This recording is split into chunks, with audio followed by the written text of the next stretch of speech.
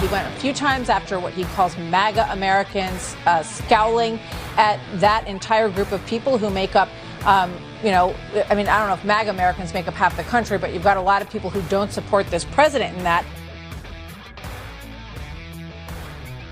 Yes, Martha McCallum on Fox News on Friday talking about Joe Biden's hate speech in Blue Bell, Pennsylvania on January 5th, which they naturally called his January 6th Valley Forge speech.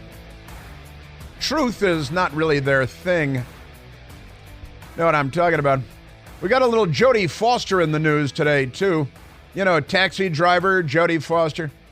I think she was at that, they were giving out statuettes last night, weren't they, Hollywood? I think Jodie Foster was there. I wonder if John Hinckley was playing guitar in the band.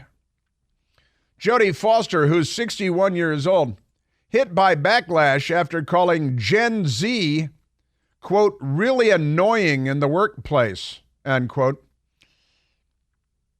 as she slammed for using divisive, tired, and bizarre rhetoric. Jodie Foster, she used to be an actress, you may remember her, and then had that whole John Hinckley thing, shot the president and a number of other people, Ronald Reagan, because John Hinckley was obsessed with Jodie Foster. And I got to suggest to Gen Z, when it comes to their backlash, you better be careful because John Hinckley's loose again. The Democrats let him go. He's out there running around. He pretends he plays the guitar now, and he pretends he holds concerts, and he sells out the tickets to Democrats. In fact, John Hinckley sells John Hinckley T-shirts, and the Democrats buy them so fast that John Hinckley complains that he can't keep them in stock because the Democrats keep buying them up. But never mind that.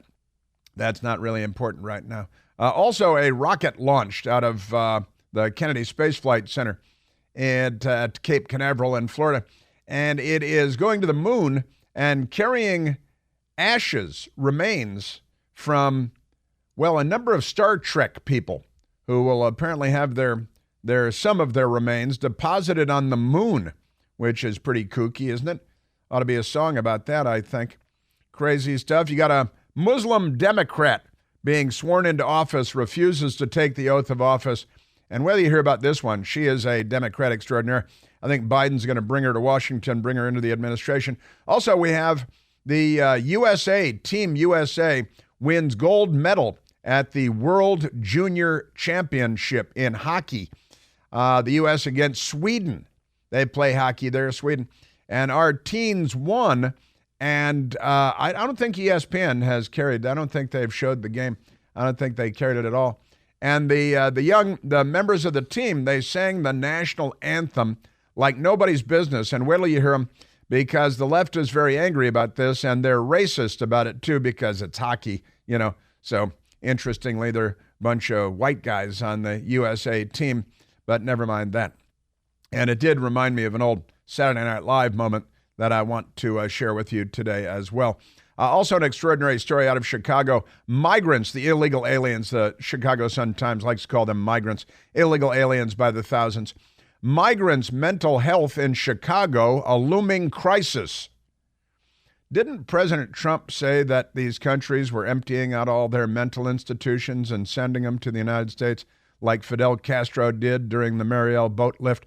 Well, now the Chicago Sun-Times is affirming what President Trump warned us about, that the mentally ill people are flooding our country, and that's how the Democrats know that they'll vote for them, because they're mentally ill, and the Democrat Party has pretty much locked down the mentally ill vote. No doubt about that. And we've got the dim-witted Alejandro Mayorkas. He's headed down to the border today. This is his first time. He's going to Eagle Pass. Says he's going to go see what it looks like down there because, And mandates came back for a minute in St. Louis because a radical left-wing extremist with a thimble full of power mandated that everybody has to start wearing masks again. And then she was put into a prison cell, and it was sunk to the bottom of the Atlantic Ocean. But, all right, that last part didn't happen. But wait till you hear about this. She's just another Democrat. Crazy. Also, the Secretary of Defense is missing, and it's like a made-for-TV movie. He went in Lloyd Austin is his name. He's a retired 4-star Army general, and he's the Secretary of Defense. And he decided to go into the hospital for what they say is an elective procedure, which may or may not be gender transformation, or maybe some kind of an embarrassing thing. He might be. They say it's elective. What kind of elective surgery? And he went home the next day. Then a couple of days later, he was feeling really bad and a lot of pain. So an ambulance came and took him. The Secretary of Defense now. An ambulance came and took him to Walter Reed Army Medical Center, and the president never knew about it. The Deputy Secretary of Defense, who assumed the duties of the Secretary of Defense, was never told about it. She really has no business being acting Secretary of Defense either. And we've got that going for us. And now he's still in the hospital. It's mysterious. And he's the Secretary of Defense. And, we're shooting at Houthis in the Red Sea, and we've got Iranian warships in the Red Sea. We've got piracy going on in the Arabian Gulf, and we've got war in Ukraine, Russia, and we've got war in Israel and the Middle East. We got war all over the place since Joe Biden took over. And our Secretary of Defense just decided I'm going to go to the hospital and never come back. I don't know what's going on with that, and they're not telling us what the medical procedure was. It might violate his hippo. You don't want to violate his hippo. They hate that, those hippos. Amazing stuff. So he remains hospitalized. Mysterious procedure. Home, and then rushed to the hospital in an ambulance and all that good stuff. Just crazy Democrat Party stuff. I am telling you. Let me tell you. All right, so where do we want to go? We've got so much to get to, don't we? Oh, yeah, let's go to J.P. Morgan. I want to go to J.P. Morgan, don't I? And that'll bring us to Joe Biden and to Barack Hussein Obama. Can you say Barack Hussein Obama, or is that not allowed because the field marshal might come to my house and tell me that I can't say that? It's the left. They're not liberals. All right, J.P. Morgan strategist predicts Joe Biden will drop out of presidential race between Super Tuesday and the November election due to health concerns. I wish we could probably go find the recording, the video that I posted months ago about how Joe Biden was going to drop out of the race. But an interesting development, a strategist at J.P. Morgan who predicts stuff because, they want to know what the markets are going to do and everything. The strategist, Michael, I'm going to go with Cembalest, Cembalest, Cembalest, going with that. And he's the chairman of market and investment strategy for J.P. Morgan Asset Management. Sounds like a serious job, doesn't it? And it's part of his annual outlook report. He puts together, and it's, we're in January, and it's an election year. And so they go to Michael for his annual outlook report, since he is the chairman of the market investment strategy for J.P. Morgan Asset Management. And, it covers a whole wide range of topics, state, government, the economy, market trends, global risk, right? And Cembalest, he wrote in his thing, among the surprises, according to the Gateway Pundit, Cembalest predicts the following top 10 surprises for 2024. Well, they won't be surprises if he's right, though, right? And it's like Dave Letterman top 10 list back when Dave Letterman was in comedy instead of mental illness. But number one, the U.S. dollar remains stable. We should have a drum roll between. The Department of Justice and FTC win a big antitrust case. I don't know what that is, but okay. Number three, President Biden withdraws sometime between Super Tuesday and the November election, citing health reasons. Biden passes the torch to a replacement candidate named by the Democratic National Committee. And will that be Michelle Obama is the query. Now I've played you the audio before, and I make note of this because it ought to be noted from time to time. Joe Biden in 2020, when he was running for president, before he was elected, I believe, right? Isn't this before the election? Joe Biden telegraphed that, if because he'd have a disagreement with Barack Obama every now and then. And when he did, he just went whimpering away into the corner and bumped into furniture and stuff. And now, what happens if he finds himself in a conflict, which he finds himself in right now? Joe Biden told us in 2020. When we disagree, it'll be just like, so far, it's been just like when Barack and I did. If I reach something where there's a fundamental disagreement we have based on a moral principle, I'll develop some disease and say I have to resign. I'll develop some disease and say I have to resign. He's talking about disagreeing with his own vice president. And then apparently she'll win the argument, even though she's brain dead also. And she's the vice president, the junior partner. And he will develop a mystery disease and he will go away. And that's what Michael Sembalist is talking about here. President Biden withdraws sometime between Super Tuesday and November election, citing health reasons, right? And then he will pass the torch to a replacement candidate named by the Democratic National Committee, Sieg Heil. All right? And that reminded us also of Barack Obama, because Barack Obama, you may recall, he's not on our side. The United States of America, he's not on our side. He's not even on the side of Western civilization. His mentor as young man, Frank Marshall Davis, was a communist. And you may be aware that Barack Obama brought in Van Jones to the White House, self-described communist at the time. Now he's apparently a capitalist since CNN pays him a lot of money. And he made John Brennan, also known as Penitentiary Face Brennan, made him CIA director, even though he is an old Communist Party guy himself. John Brennan voted for the Communist Party candidate Gus Hall for the presidency of the United States. Do you know a lot of people that voted communist and that self-describe as communist? No, I don't either.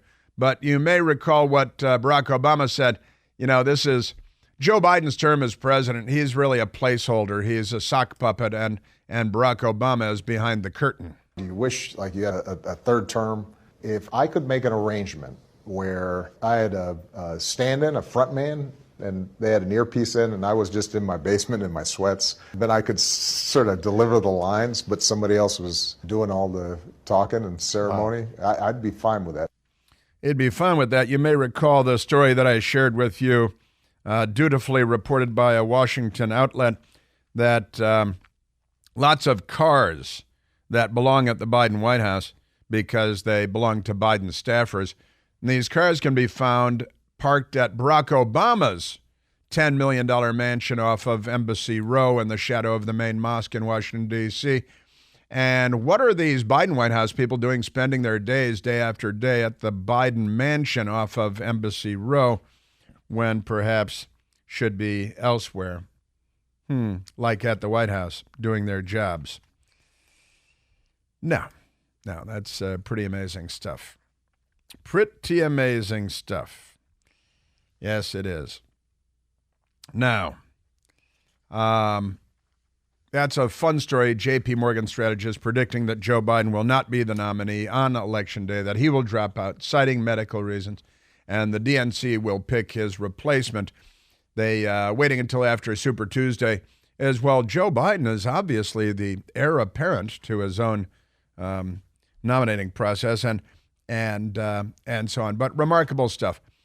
Also, Barack Obama scared of Trump's return in 2024, but Joe Biden ignores his warning, is one headline. Biden campaign aligned with Obama is the Axios left-wing Washington, D.C. bootlick headline. Despite his reported criticisms, Joe Biden has got to go. Now, are they going to put Michelle Obama in there at the convention in Chicago? Are they going to riot and loot and burn the city of Chicago down like in 1968? Joe Biden says Donald Trump wants all-out war. That's what Joe Biden said on Friday in his hate speech. His big speech, not on January 6th, not in Valley Forge, Pennsylvania, but filled with hate and vitriol. And he's headed to South Carolina next for another hate speech where racial division will be the order of the day, an accusatory form of racial division. I've got that coming up for you. The Mother Emanuel AME Church in South Carolina. Why would Joe Biden be going there? And why is the Secretary of Defense still in the hospital for nobody knows what? And why did he keep it a secret from the White House and the National Security Advisor and even the Deputy Secretary of Defense who took over his duties? What is up with that? We are at 888-630-9625. Hey, it's Chris Plant. Excited to tell you about our July 2024 Listener Sea Cruise. We'll be sailing around the British Isles, visiting Scotland and Ireland. Please join us. Visit ChrisPlantCruise.com. Yeah, now Joe Biden is next going down to a black church in South Carolina where 9 people were murdered 9 years ago by a killer, Dylan Roof, who hung out with his black friends, and his black friends say there was nothing racist about him.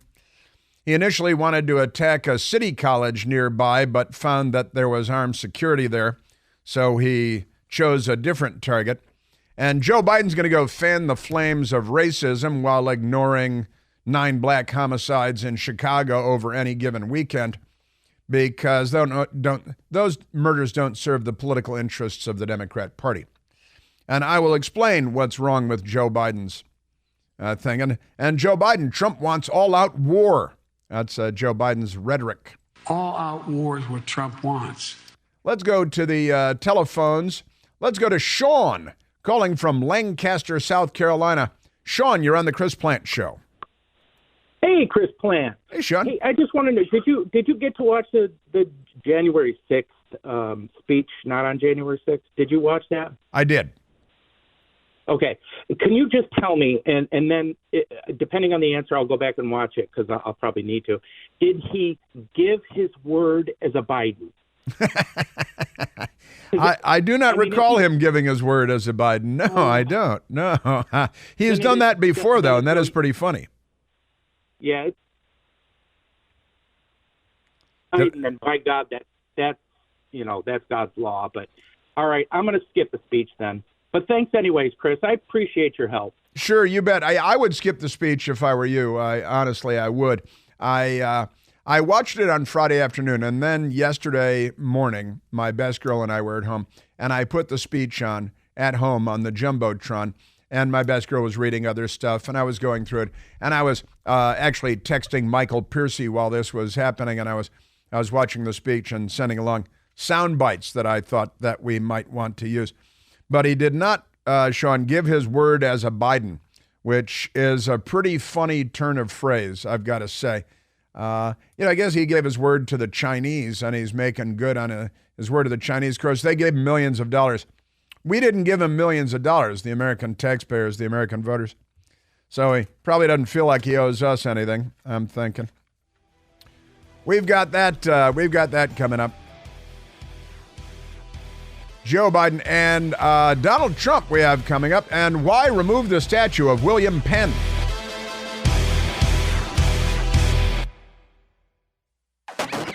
You know, Democrats in Pennsylvania are now on jihad to tear down a statue to William Penn. The state of Pennsylvania is named for William Penn. And, he is a colonial figure, a Quaker. Pennsylvania is known as the Quaker state, right? And William Penn was born in England in 1664, a Quaker. Founded what was then the province of Pennsylvania during the British colonial era. He came over with a shipload of Quaker people from England to escape religious oppression by the Crown of England. And if he were alive today, he'd see that it was live here once again. Pretty extraordinary stuff. But William Penn in the 1880s came over here on a small wooden ship. With 100 and some odd people on a ship that was 100 and some odd feet long. And he founded Pennsylvania. Now, that's why it's called Pennsylvania, because of William Penn. And the Democrats now want to tear down the statue of William Penn because they're hostile to the United States of America. The Democrat Party is not liberal, they're the left. And they love, like the Taliban does, tearing down history, just American history. You know, where is it, in Portland, Oregon, where they have that larger-than-life statue of Vladimir Lenin? And they love it. It's a bronze statue of Lenin. I believe that's in, not John Lennon, Vladimir Lenin, the Bolshevik. It's Seattle. I knew it was either Portland or Seattle. It's in Seattle. And it's like a 10-foot-high bronze statue of Vladimir Lenin, Vladimir Ilyich Ulyanov, his real name. They all use fake names. But they're fine with that. Nobody's trying to tear that down. At the same time, Penn Park, it's called Penn Park. The National Park Service put out a press release. This is the Biden administration's National Park Service Interior Department tearing down William Penn from Penn Park in Pennsylvania because they are here to dismantle our country. They should probably rename the state after George Floyd, don't you think? Maybe it'll become Floydovania, Georgiavania. Too much like George Washington. It'll be George Floydovania. Penn Park seeks input on the rehabilitation of Welcome Park. It's called Welcome Park, Independence National Historical Park. And this is what the National Park Service is saying. Now, the Biden administration, here's the next headline from the Fox News people. Biden administration removing William Penn statue in, quote, rehabilitation, end quote, of park commemorating founding of Pennsylvania. But the Democrat Party is tearing down our history, destroying our history. And you know what? I when it comes to taking down the statue of William Penn, I'm sure there are good people on both sides, right? William Penn statue removal announced for a park that sits on his former home. It's where William Penn lived, you see, and there's a bit of a memorial. I think the remnant of his home that is there, and they're getting rid of that too because they're hostile to the United. This is what an invading army would do. This is what the Chinese Communist Army would do if they conquered the United States of America with military forces. They would get to work doing what the Democrat Party is doing, tearing down our history. Commies love tearing down history. The Taliban loves tearing down history, and the Democrat Party loves tearing down history. This is quite extraordinary. All of this tearing down William Penn, and again, the Confederate statues in Richmond is what led to the violence eventually there. And by the way, when there was violence there were gangs of leftists with masks on before Wuhan, carrying big clubs to beat people with that were attacking cars and attacking protesters. And there were bad people on both sides, too. There were good people on both sides because some were about historical preservation. And the left was there to tear it down and to attack violently anyone that would impede them. Now, Jonathan Turley, who you may be familiar with, he's a law professor extraordinaire, and he's written a piece celebrating Sylvania. National Park Service moves to remove statue of Penn. And this is just anti-American, un-American. The park was built by the Friends of Independence National Historical Park in 1982 to celebrate the 300th anniversary of the founding of Pennsylvania with the arrival of William Penn's ship, which was called Welcome. Welcome. The Democrats would burn it now. In August of 1682, William Penn took 100 passengers and 36 crew members on a harrowing voyage from Deal, England to Pennsylvania. It took roughly 58 days. This crowded ship, only 120 feet long and 24 feet wide, with 136 people on board. The 100 passengers and 36 crew, mostly part of Religious Society of Friends, or Quakers. You know, the Quakers run Sidwell Friends Private School, not far from this radio station, who the Obama girls went there, right? And lots of Democrat rich kids go there. And so they were fleeing religious tyranny, and now we've got it here.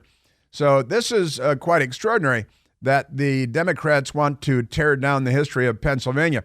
They're coming for us one statue, one state at a time.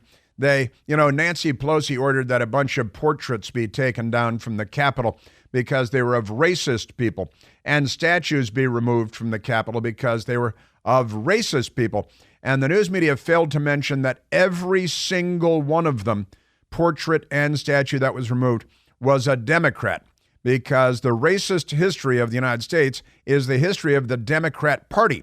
And the racist news media, which doesn't report the news but puts out Democrat Party press releases masquerading as journalism, just extraordinary stuff. So now Jonathan Turley writes, I personally think, and I mentioned the reason they're doing it is because they want to celebrate. They're always celebrating everything while they're burning and tearing stuff down. The Shawnee Native American tribe, the American Indian tribe, the Shawnee, and the Eastern Shawnee tribe of Oklahoma, but never mind that. And they want to celebrate Indians, and as Jonathan Turley points out, the obvious, I think, that you can observe and celebrate, respect Native American nations, tribes, and still celebrate William Penn without tearing a statue down. Maybe you guys put up an Indian memorial, then another mob will come along and promise to tear that down as soon as they secure power. You people are a danger to Western civilization, and certainly the United States of America. Just amazing stuff. They don't want the statue, the Penn statue, and the slate roof house model will be removed and not reinstalled in the name of inclusion. This is literally what they're saying now. Jonathan Turley writes, I personally think that including contextual elements on the Native American tribes is a good idea. That can be achieved without the removal of the Penn statue, and hopefully the National Park Service can still be convinced to opt for a design that still retains the focus on Penn and the ship, which was the worthy purpose of the park when it was created, only in the 1980s, mind you. The story of Penn and these families is worthy of celebration, and it's an example of the strength and bravery of families who came to these shores in search of freedom and opportunity. But the left is here now, and they're tearing everything down. That's your Democrat Party. They're an awful bunch of people, aren't they? Now let's go to the Democrat Party Congressman, James Clyburn, who was on with Jake Tapper. Jake Tapper is a former Democrat Capitol Hill staffer and now a CNN anchor, not to be confused with Jim Sciutto, who's a CNN anchor and a former Obama administration official. Not to be confused with, the list goes on and on. Honestly.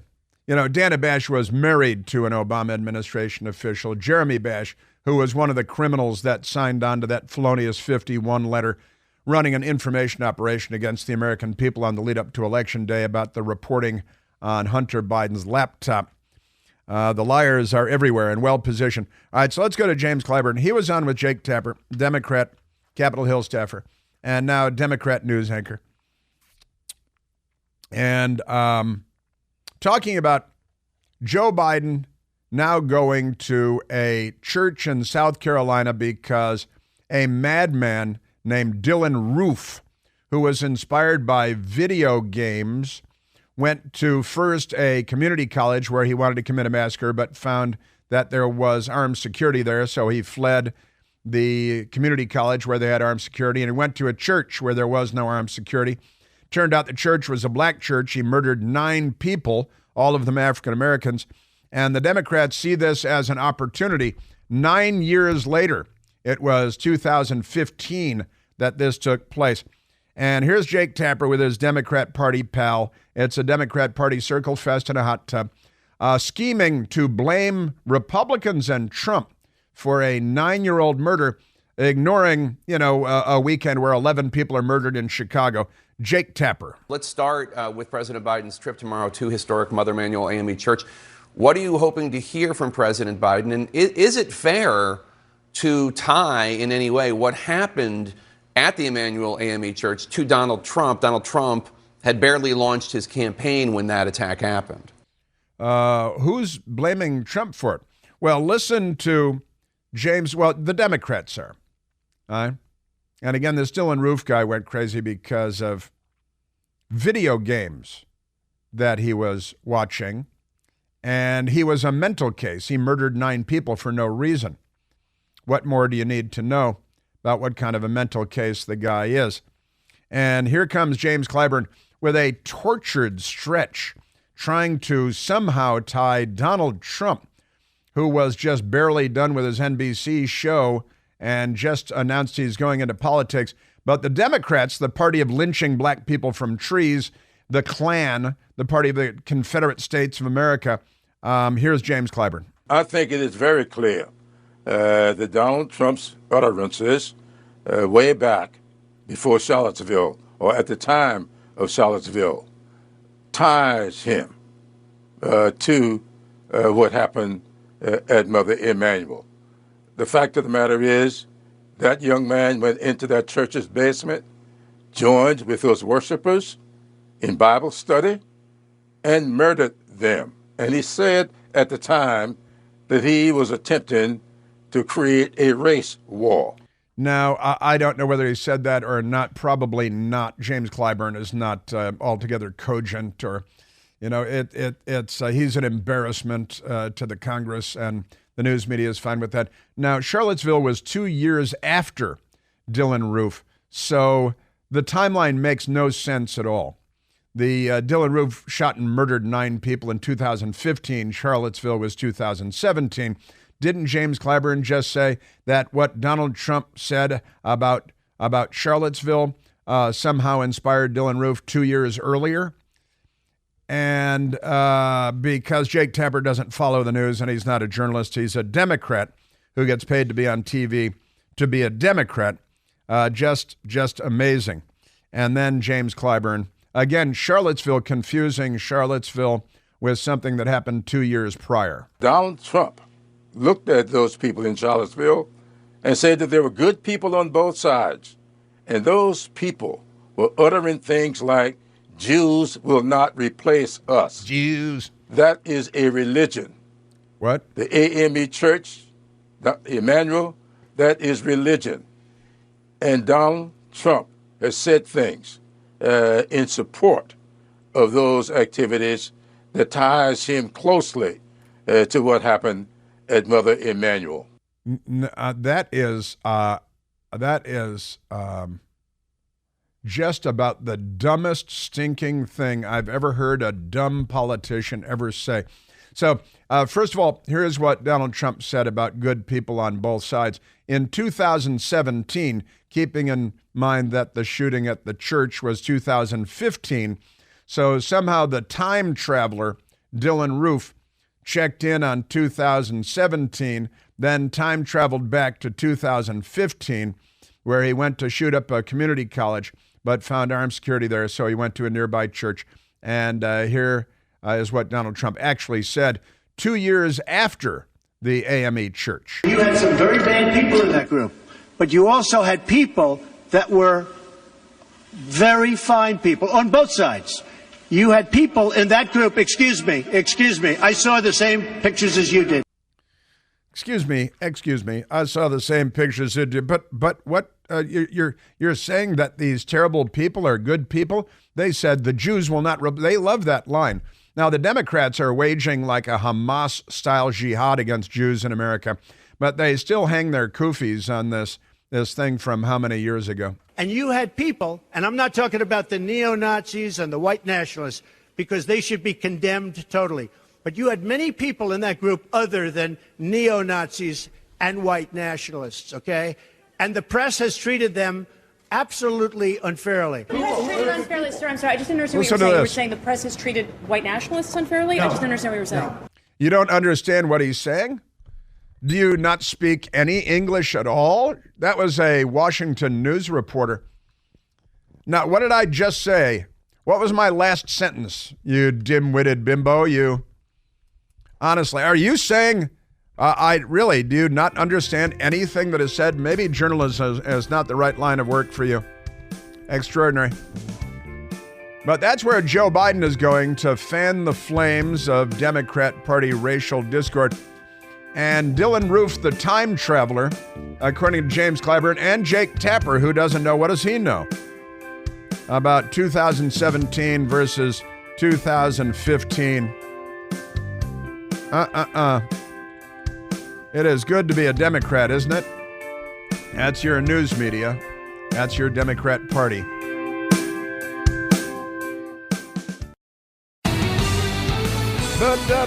So, Clyburn there saying that Trump's words of 2017 inspired a killer in 2015. I think it is very clear that Donald Trump's utterances way back before Charlottesville, or at the time of Charlottesville, The time of Charlottesville. ties him to what happened at Mother Emanuel. Yeah. All right. Every day's an IQ test. He just fell through the floorboards on that one. That's your Democrat Party. The words of 2017 inspired an act in 2015. That's magic. And Jake, now, he doesn't know what year it was. He doesn't know that one came before the other. Jake Tapper doesn't either. They're not smart people. They just have the jobs. We don't have a lot of time, but let's go to Marco calling from Springfield, Virginia. Marco, you're on the Chris Plant Show. Hey, Chris. Thanks for taking my call. Happy New Year to you and the missus. I have to say that Clyburn is nothing but a clown and a racist pig. His only qualification for endorsing Joe Biden was that he pick a vice president, a woman of color or a black woman. The only qualification for a Supreme Court justice is that it be a black woman. The only justification for replacing patronizing or plagiaristic gay at Harvard will be a black woman. I have a question for him. Is that the only qualification for those positions, or do you have a brain in your head? Because we're not getting representation. We're just getting a bunch of racist garbage from a clown who's a disgrace to South Carolina. Well, that sums it up pretty well. Thank you, Marco. Yeah, and look, this is DEI. This is critical race theory. This is why people have objected to it a long time. And this is why they're afraid that their rice bowl is being broken with Claudine Gay at Harvard University.